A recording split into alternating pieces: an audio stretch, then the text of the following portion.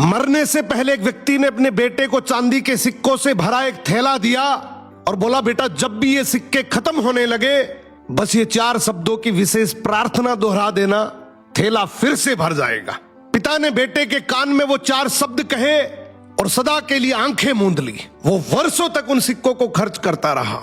जीवन की चकाचौंध और ऐशो आराम में वो इतना डूब गया कि उसे उन 4 शब्दों की याद ही नहीं रही। उसे लगा कि ये खजाना कभी खत्म नहीं होगा। परंतु धीरे धीरे थैला खाली होने लगा। अब बेटे को घबराहट हुई। उसने याद करने की बहुत कोशिश की पर वो शब्द उसके दिमाग से फिसल चुके थे। वो पागलों की तरह लोगों से पूछने लगा।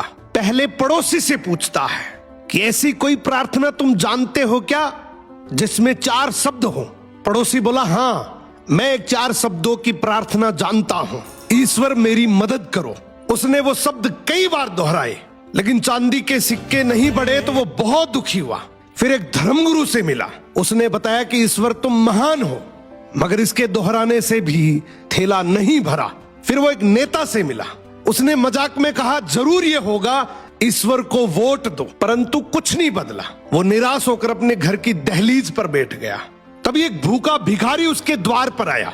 लड़के के पास खुद के लिए भी बहुत कम बचा था, फिर भी उसने अपना बचा हुआ भोजन उस भिखारी को दे दिया।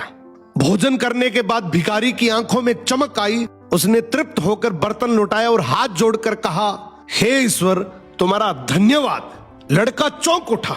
उसने सोचा यही वो चिर परिचित शब्द थे। उसने दोहराना शुरू किया, हे ईश्वर तुम्हारा धन्यवाद। देखते ही देखते उसका थैला फिर से चांदी के सिक्कों से लबालब भर गया। तब उसे समझ आया, जब उसने किसी की मदद की तभी वो प्रार्थना उसे याद आई।